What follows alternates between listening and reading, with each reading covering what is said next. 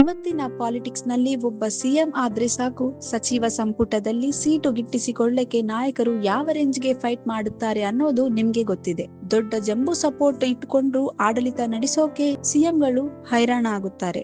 ಆದ್ರೆ ಇವತ್ತಿಗೆ ಬರ್ತಿ 3 ದಶಕಗಳ ಹಿಂದೆ ಕರ್ನಾಟಕದ ರಾಜಕೀಯದಲ್ಲಿ ಒಂದು ಅಚ್ಚರಿ ನಡೆದಿತ್ತು.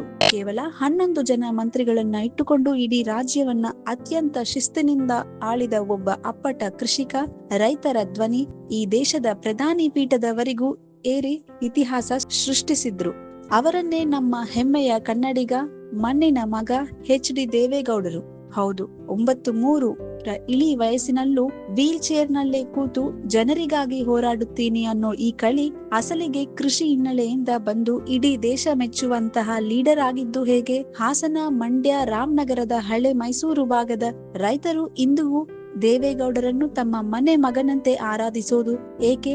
GH ಪಾಟೀಲ್, ಸಿದ್ದರಾಮಯ್ಯ ರಂತಹ ಘಟಾನುಘಟಿ ನಾಯಕರಿದ್ದ ಗೌಡರ ಆ ಒಂದು ಚೊಕ್ಕದಾದ ಐತಿಹಾಸಿಕ ಕ್ಯಾಬಿನೆಟ್ ರಹಸ್ಯ ಏನು?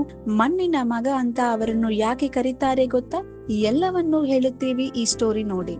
ಹೌದು, ಕರ್ನಾಟಕ ರಾಜಕಾರಣದಲ್ಲಿ 1994 ವಿಧಾನಸಭಾ ಎಲೆಕ್ಷನ್ ಒಂದು ಮೈಲಿಗಲ್ಲು. ಅಂದು HD ದೇವೇಗೌಡರ ವರ್ಚಸ್ಸು ಮತ್ತು ಜನತಾದಳದ ಅಲೆ ಎಷ್ಟಿತ್ತಪ್ಪ ಅಂದ್ರೆ ಸ್ಪಷ್ಟ ಬಹುಮತದಿಂದಾಗಿ 115 ಸೀಟುಗಳನ್ನು ಗೆದ್ದು ಪಕ್ಷ ಅಧಿಕಾರ ಹಿಡಿಯಿತು. 1994 ಡಿಸೆಂಬರ್ 11ರಂದು ದೇವೇಗೌಡರು ಕರ್ನಾಟಕದ ಮುಖ್ಯಮಂತ್ರಿಯಾಗಿ ಪ್ರಮಾಣ ವಚನ ಸ್ವೀಕರಿಸಿದಾಗ ರಾಜ್ಯಕ್ಕೆ ಹೊಸ ಕಳೆ ಬಂದಿತ್ತು. ದೊಡ್ಡ ಗೌಡರ ಆಡಳಿತದ ಬಿಗ್ಗೆಸ್ಟ್ ಹೈಲೈಟ್ ಅಂದ್ರೆ ಅದು ಅವರ ಮಿನಿ ಸಚಿವ ಸಂಪುಟ. ಇವತ್ತಿನ ಕಾಲದಲ್ಲಿ 16 ಜನಕ್ಕೆ ಮಂತ್ರಿ ಸ್ಥಾನ ಕೊಡದಿದ್ದರೆ ಸರ್ಕಾರವೇ ಬಿದ್ದು ಹೋಗೋ ಭಯ ಇರುತ್ತೆ. ಆದ್ರೆ ಅಂದು ದೇವೇಗೌಡರು ತಮ್ಮನ್ನು ಒಳಗೊಂಡು ಕೇವಲ 11 ಮಂದಿ ಸಚಿವರನ್ನು ಮಾತ್ರ ಇಟ್ಟುಕೊಂಡು ಅತ್ಯಂತ ಪವರ್ಫುಲ್ ಆಗಿ ಆಡಳಿತ ನಡೆಸಿದ್ರು. ಮೇಜರ್ ಡಿಪಾರ್ಟ್ಮೆಂಟ್ ಗಳನ್ನು ತಮ್ಮ ಬಳಿಯೇ ಇಟ್ಟುಕೊಂಡು ಕಂಟ್ರೋಲ್ ಸಾಧಿಸಿದ್ರು. ಅಸಲಿಗೆ ದೇವೇಗೌಡರನ್ನ ಇವತ್ತಿಗೂ ಜನ ಮಣ್ಣಿನ ಮಗ ಅಂತ ಕರೆಯೋದು ಏಕೆ ಗೊತ್ತಾ?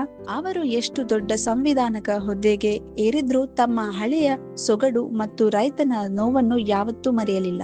ನೀರಾವರಿ ಯೋಜನೆಗಳು, ಕೃಷಿ ಸಾಲ ಮನ್ನಾ ಮತ್ತು ರೈತರ ಬೆಳೆಗಳಿಗೆ ಸರಿಯಾದ ಬೆಲೆ ಸಿಗುವಂತೆ ಮಾಡೋಕೆ ಗೌಡರು ಹಗಲಿರುಳು ಶ್ರಮಿಸಿದ್ರು. ಭೂಮಿಯ ಮಣ್ಣಿನ ಗುಣ ಗೊತ್ತಿದ್ದ ನಾಯಕ ಇವರು. ಅದಕ್ಕೆ ಅವರನ್ನು ಜನರು ಪ್ರೀತಿಯಿಂದ ಮಣ್ಣಿನ ಮಗ ಅಂತ ಕರೆದು ಬಿಟ್ರು. ದೊಡ್ಡ ಗೌಡರ ಕಾರ್ಯವೈಖರಿ ಅಥವಾ ವರ್ಕಿಂಗ್ ಸ್ಟೈಲ್ ಅಧಿಕಾರಿಗಳಿಗೆ ನಡುಗು ಹುಟ್ಟಿಸುತ್ತಿತ್ತು. ಯಾವುದೇ ಇಲಾಖೆಯ ಕಡತ ಅಂದ್ರೆ ಫೈಲ್ ಕಣ್ಮುಂದೆ ಬಂದ್ರೆ ಅದನ್ನು ಸಂಪೂರ್ಣವಾಗಿ ಲೈನ್ ಟು ಲೈನ್ ಓದಿ ಅರ್ಥ ಮಾಡಿಕೊಳ್ತಿದ್ರು. ಆಮೇಲೆ ಆಫೀಸರ್ನ ಕರೆಸಿ ಕಂಪ್ಲೀಟ್ ಇನ್ಫಾರ್ಮೇಶನ್ ತಗೊಂಡು ಎಲ್ಲ ಓಕೆ ಅನ್ಸಿದ್ರೆ ಮಾತ್ರ ಸೈನ್ ಮಾಡ್ತಿದ್ರು. ಅವರ ಅಡ್ಮಿನಿಸ್ಟ್ರೇಷನ್ ಅಷ್ಟು ಶಿಸ್ತಿನಿಂದ ಇರುತ್ತಿತ್ತು. ಇನ್ನು ಗೌಡರ 11 ಜನರ ಟೈಮ್ ನಲ್ಲಿ ಮುಂದೆ ಕರ್ನಾಟಕದ ಇತಿಹಾಸವನ್ನೇ ಬದಲಾಯಿಸಿದ ಘಟಾನುಘಟಿ ನಾಯಕರಿದ್ರು. ಚೆನ್ನಗಿರಿಯ ಸಮಾಜವಾದಿ ನಾಯಕ GH ಪಾಟೀಲ್ ಅವರು ಗೌಡರ ಸಂಪುಟದಲ್ಲಿ ಉಪಮುಖ್ಯಮಂತ್ರಿಯಾಗಿ ಪವರ್ ಮತ್ತು ಟೂರಿಸಂ ಇಲಾಖೆ ನಿಭಾಯಿಸಿದ್ರು. ಮುಂದೆ ಗೌಡರನ್ನು ದೇಶದ ಪ್ರಧಾನಿಯಾದಾಗ GH ಪಾಟೀಲ್ ಅವರೇ ಕರ್ನಾಟಕದ ಮುಖ್ಯಮಂತ್ರಿಯಾಗಿ ರಾಜ್ಯಭಾರ ಮಾಡಿದ್ರು. ಹಾಗೇನೆ ಇವತ್ತು 2ನೇ ಬಾರಿಗೆ ಕರ್ನಾಟಕದ ಸಿಎಂ ಆಗಿರೋ ನಮ್ಮ ಸಿದ್ದರಾಮಯ್ಯ ಅವರು ಅಂದು ದೇವೇಗೌಡರ ಸಂಪುಟದಲ್ಲಿ ಅತ್ಯಂತ ಪ್ರಮುಖವಾದ ಹಣಕಾಸು ಇಲಾಖೆ ಅಂದ್ರೆ ಫೈನಾನ್ಸ್ ಮಿನಿಸ್ಟರ್ ಆಗಿ ಬಜೆಟ್ ಮಂಡಿಸಿದ್ರು. ಜನತಾದಳವನ್ನು ರಾಜ್ಯದಲ್ಲಿ ಅಧಿಕಾರಕ್ಕೆ ತರೋಕೆ ಸಿದ್ದರಾಮಯ್ಯ ಅವರು ಅಂದು ದೇವೇಗೌಡರಿಗೆ ಹಗಳಿಗೆ ಎಗಲು ಕೊಟ್ಟು ಹೋರಾಡಿದ್ದು ಈಗ ಇತಿಹಾಸ.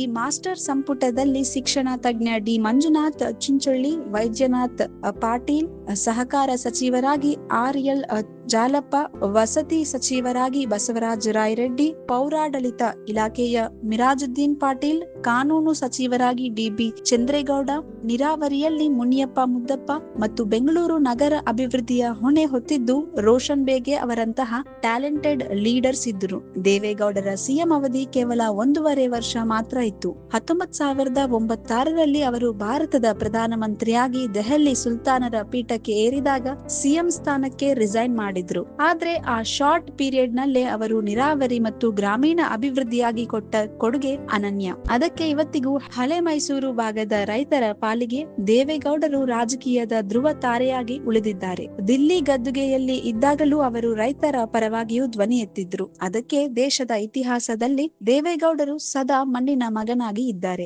If you like this video ಬೇಗ ಲೈಕ್ ಮಾಡಿ, ಕಾಮೆಂಟ್ ಮಾಡಿ, ಶೇರ್ ಮಾಡಿ ಹಾಗೂ ಯೋಯೋ ಟಿವಿ ಕನ್ನಡವನ್ನು ಸಬ್ಸ್ಕ್ರೈಬ್ ಮಾಡಿ.